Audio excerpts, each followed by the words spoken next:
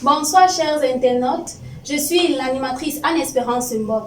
Soyez les bienvenus une fois de plus à cette émission qui a pour thème le salut et la vie éternelle est au travers de Kakou Philippe ou Jésus de Nazareth.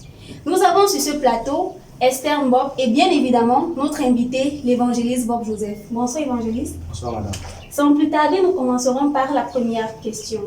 Le pasteur Koa Antangana, par révélation, a fait comprendre à ses fidèles que le coronavirus est une imagination et par conséquent, ils doivent aller composer sans porter de cache-nez. Ce qui les a valu un renvoi aux examens officiels et la perte d'une année scolaire. Que faire face à un tel scandale? Merci madame, et c'est toujours un plaisir pour moi d'être à votre compagnie pour apporter autant que possible plus d'éclaircies sur la parole de Dieu. Donc, par rapport à votre question, c'est vraiment une preuve d'abomination sur la terre. Parce que voyez-vous, on ne peut pas être face à une situation de pandémie sur la face de la terre et quelqu'un décide de prendre une position personnelle selon laquelle Dieu lui a révélé que maintenant, Nkoa Atangana qui révèle que le coronavirus n'est pas une maladie et qui empêche ses fidèles d'aller composer, c'est à ses risques et périls et également au risque de ses fidèles qui acceptent cela. Sinon, pour quel but est-ce qu'ils vont à l'école? Pour quel but est-ce qu'ils décident de prendre des positions alors que l'humanité est face à une situation et il y a des mesures qui ont été mises sur pied pour essayer de contrecarrer la maladie. Bien que cette maladie soit la main de Dieu, ce monsieur n'est pas un prophète. Il est quoi sur la face de la terre pour pouvoir dire aux gens que le coronavirus n'est pas une maladie ou bien que ça n'existe pas? Vous voyez, c'est toujours une autre ruse du diable pour pervertir les voies du salut. En 24 avril 1993, Dieu s'est révélé à un homme du nom de Kakou Philippe. Et coronavirus dont nous sommes en train de parler aujourd'hui est une maladie qui a été annoncée par le prophète Kakou Philippe depuis le 20 octobre 2002. Et ce n'est pas Nkoa Atangana qui viendra aujourd'hui démontrer que le coronavirus n'est pas une maladie.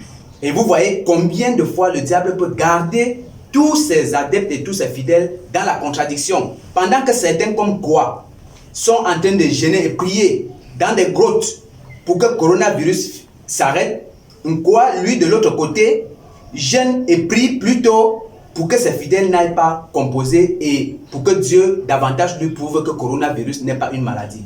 Madame, cette situation, c'est vraiment une situation déplorable pour ceux qui peuvent croire à de telles allégations, mais que les gens sachent que le coronavirus, c'est une maladie réelle qui existe et dont on a vu des morts. On a vu des gens qui sont morts. Les gens sont morts. Il y a des milliers, des centaines de milliers de personnes qui sont mortes sur la face de la terre.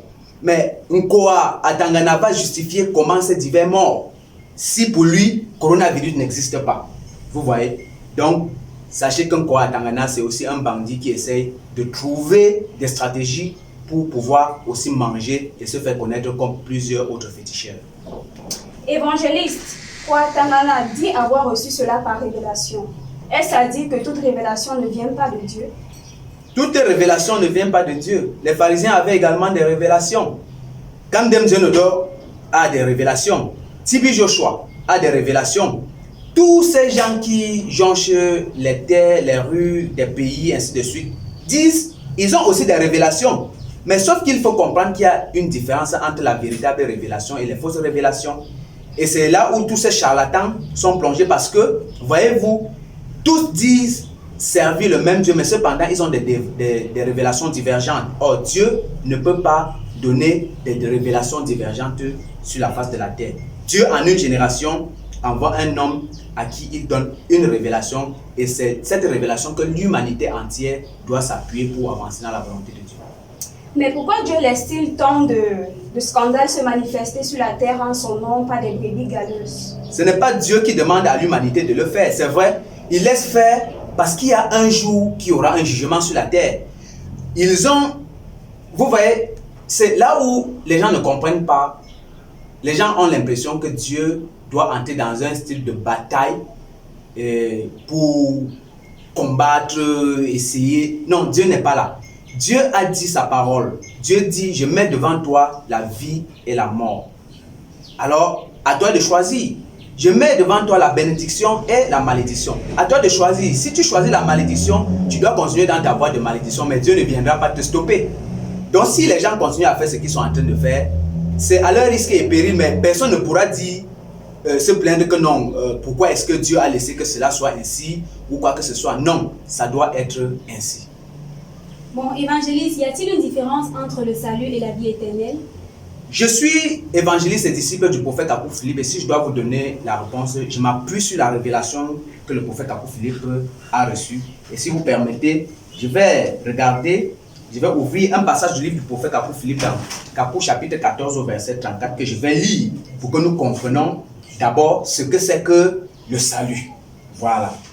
Donc, je vais lire Capot 14 verset 34. Capot Philippe dit ceci. Et voici maintenant une question que j'ai mise de côté. Je vais lire cela.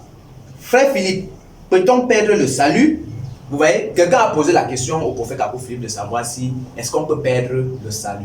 Et ici, Capot Philippe voulait d'abord montrer ce que c'est que le salut, que nous comprenions ce que c'est que le salut. Alors, je vais lire. Bien, le salut, c'est la vie éternelle. Et la seule forme de vie éternelle qui puisse exister, c'est Dieu lui-même, c'est-à-dire le Saint-Esprit. Donc, en effet, le salut, c'est la vie éternelle. Il n'y a pas une différence entre le salut et la vie éternelle. Le salut, c'est la vie éternelle.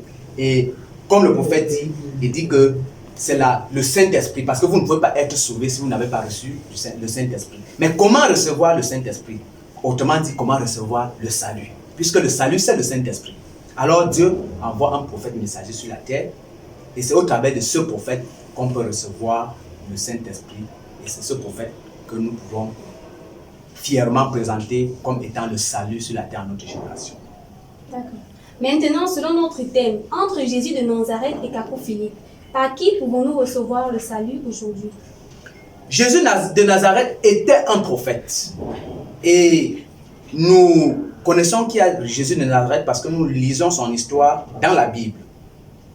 Jésus de Nazareth a été prophète, c'était un juif. Vous voyez, quand il marchait sur la face de la terre, si quelqu'un devait être sauvé, la personne devait croire en Jésus de Nazareth. Maintenant, si le salut vient du prophète Jésus de Nazareth pendant qu'il est sur la face de la terre, pendant qu'il est en train d'exercer, c'est pas aujourd'hui, après sa mort, que quelqu'un viendra être sauvé en son nom. Donc aujourd'hui, c'est Capot Philippe en tant que prophète messager. Et souvent, il arrive que les gens trouvent que c'est scandaleux de dire que le prophète Capot Philippe est le salut, bien encore que le salut vient d'un prophète. Nous allons prendre un passage dans Actes chapitre 13 au verset 47 et nous allons comprendre que c'est par un homme qu'on reçoit le salut et non par l'imagination d'un certain Jésus. Je vais lire, ou bien si pendant que je fais, quelqu'un d'entre vous trouve ce passage, la personne doit lire. Donc je vais lire Actes chapitre 13 au verset 47. Je suis dans Actes chapitre 13, je suis au verset 25. Là c'est Paul qui parlait. Car le Seigneur nous a commandé ainsi.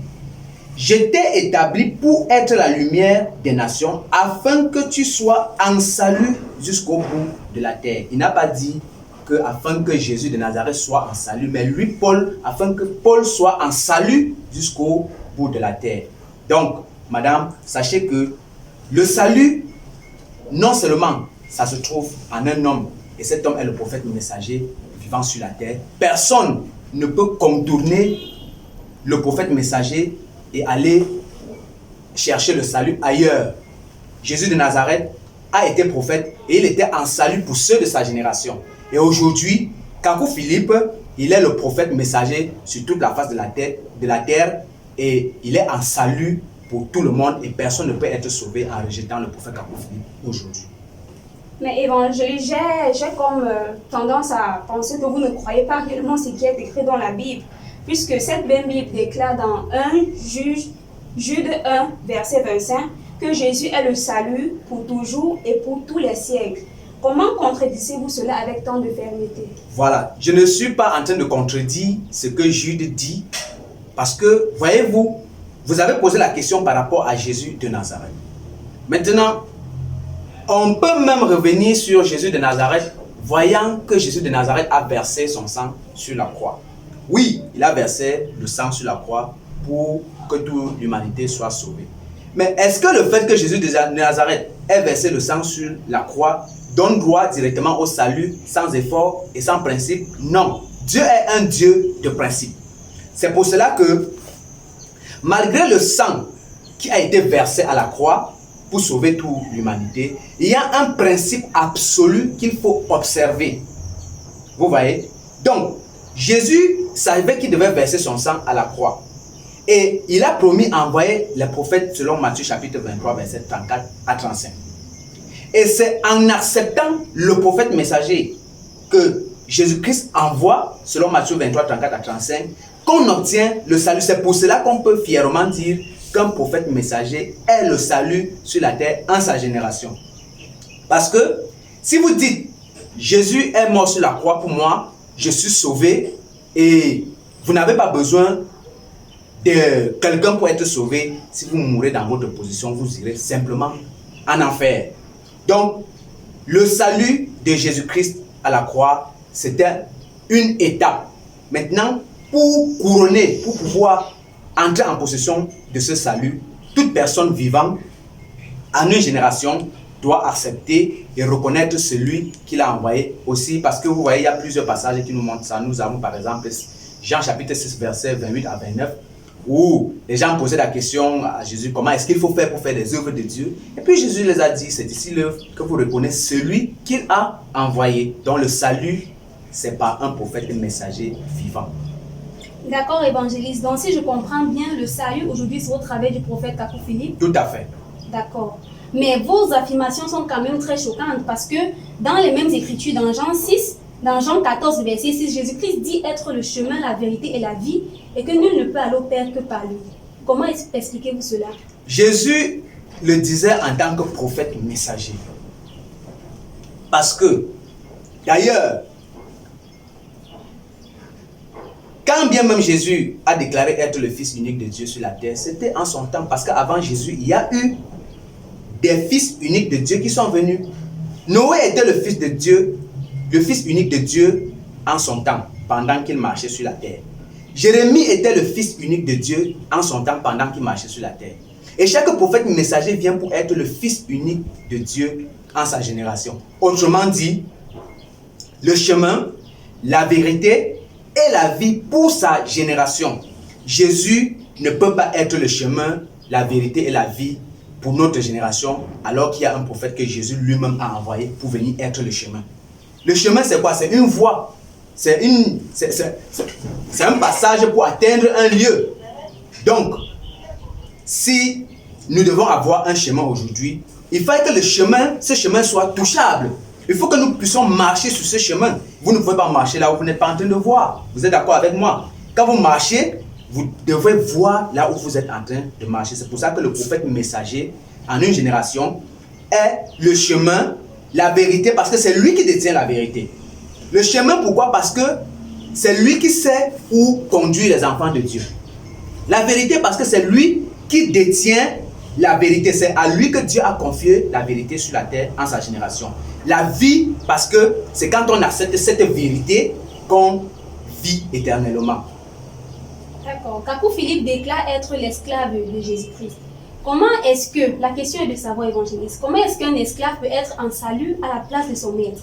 Alors que nous savons que Jésus de Nazareth, en l'acceptant comme Seigneur et Sauveur, nous avons déjà le salut. Oui, chaque prophète messager qui est arrivé est venu en tant qu'esclave de Jésus-Christ selon Matthieu 23, 34 à 35. Comme je l'ai lu tantôt, c'est Jésus qui a promis envoyer les prophètes. Et quand vous envoyez quelqu'un, la personne va comme étant votre messager. Quand vous commissionnez quelqu'un, la personne va comme étant votre sujet. Donc, le prophète messager en une génération est l'esclave de Jésus-Christ. Mais si vous refusez cet esclave, vous ne serez pas sauvé parce que c'est le maître qui l'envoie pour venir le représenter. En tant que représentant du maître, c'est à juste titre et c'est tout à fait normal qu'il doit être accepté. Sinon, je vais prendre un exemple simple. Le président de la République, là où il est, tout son gouvernement est sous lui. C'est d'ailleurs pour avoir un premier ministre, c'est le président de la République qui l'établit. Et tous les ministres qui sont autour, c'est le président de la République qui les établit. Maintenant, est-ce que quelqu'un va se lever et aller parler de la part du président de la République si le président de la République ne lui a préalablement pas dit commissionner? Non. Et quand le président de la République va le commissionner, c'est pour qu'il aille dire quelque chose. Il lui donne un message. Et quand il arrive pour parler de la part du président de la République, il est quoi? Il est comme son esclave. Il est l'envoyé du président de la République. Vous voyez? Donc, c'est la même chose avec tous les prophètes messagers qui sont arrivés sur la terre. Et aujourd'hui, Kakou Philippe, en tant qu'esclave de Jésus-Christ, c'est par lui que le salut est possible. Évangéliste, sommes-nous sauvés en croyant au prophète Kakou Philippe ou à son message? Le message est celui par qui le message sort forme 1. Donc, croire au message veut dire que vous croyez au prophète Kakou Philippe. Donc, je comprends votre question parce que plusieurs disent souvent, non, nous croyons à la parole de Dieu, nous ne croyons pas à un homme, comme si la parole de Dieu sortait de la bouche d'un oiseau ou bien d'un cheval. Quand une personne parle, c'est cette personne que vous êtes en train de voir. Si vous dites que vous ne croyez pas que vous croyez les paroles de cette personne, mais que vous ne croyez pas cette personne, ça signifie que vous avez un réel problème. Sinon, comment vous pouvez croire ce que quelqu'un dit sans pouvoir croire la personne? Le prophète Kakou Philippe a été commissionné par Dieu le 24 avril 1993 et il est venu avec un message. Nous savons que ces paroles viennent de Dieu, c'est pour ça que nous croyons ces paroles. Et croire ces paroles est synonyme de croire au prophète Kakou Philippe. Et je crois entièrement au prophète Kakou Philippe. Mais évangéliste, que voulez-vous nous faire comprendre? Que sur 7 milliards d'habitants sur la terre, ce n'est que Kakou Philippe seul qu'il faut suivre pour avoir le salut? Au temps de Noé, il y avait près de 8 milliards de personnes sur la terre. Mais voyez-vous que Noé était le seul par qui il fallait être sauvé. Or, Noé, pendant qu'il prêchait, les gens trouvaient que non seulement c'était un soulard, et en plus même, Noé n'était pas digne de parler à toute la face de la terre. Et beaucoup venaient également pour dire à Noé que mais Noé, tu n'es pas le seul qui parle. Tu n'es pas le seul par qui Dieu peut parler. Il y avait des prêtres, il y avait des pasteurs, il y avait des religieux, il y avait des rabbins, ainsi de suite, un peu de partout. Mais Noé était le seul par qui on pouvait être sauvé du déluge. Vous voyez? Donc, Dieu, il est tout puissant. Et Dieu sait que en envoyant une personne sur la terre, cette personne a la capacité de rassembler les élus qui sont sur tous les coins de la terre. Donc aujourd'hui, Kakou Philippe est le seul. Même si nous étions 20 milliards, même si nous étions 100 milliards, Kakou Philippe est le seul que Dieu a envoyé. Et c'est par lui qu'on doit être sauvé. En dehors de Kakou Philippe, tous les autres, ce sont des charlatans. Évangéliste, d'après vos explications, nous comprenons clairement que seul Kakou Philippe est le chemin, la vérité et la vie, celui par qui nous devons être sauvés. Tout à fait. Mais qu'en est-il donc de toutes ces multiples religions qui demeurent dans l'évangile de Jésus-Christ aujourd'hui? Oui, les religions qui demeurent dans l'évangile de Jésus-Christ, c'est l'évangile de quel Jésus-Christ? Parce que... Le Jésus de Nazareth. Ah, ça c'est bien. Si c'est Jésus de Nazareth, je peux que les féliciter de continuer dans cette lancée. Mais sachez que l'évangile d'un Jésus de Nazareth aujourd'hui ne peut sauver personne. Demeurez dans l'évangile de Jésus, ça sera bien pour vous, mais sachez que si vous mourrez dans l'évangile de Jésus aujourd'hui, de Jésus de Nazareth aujourd'hui, vous irez en enfer. Aujourd'hui, l'évangile véritable, c'est ce qui sort de la bouche du prophète Kakou Philippe. Et c'est ce que le véritable Jésus-Christ, le Dieu Tout-Puissant, reconnaît au ciel. Donc un évangile basé sur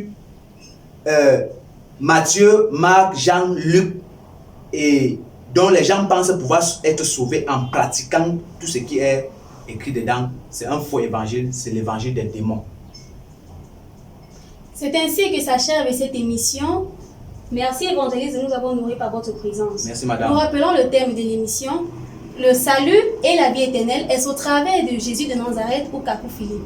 Merci chers internautes de nous avoir suivis jusqu'au bout et nous vous donnons rendez-vous très prochainement pour un autre numéro.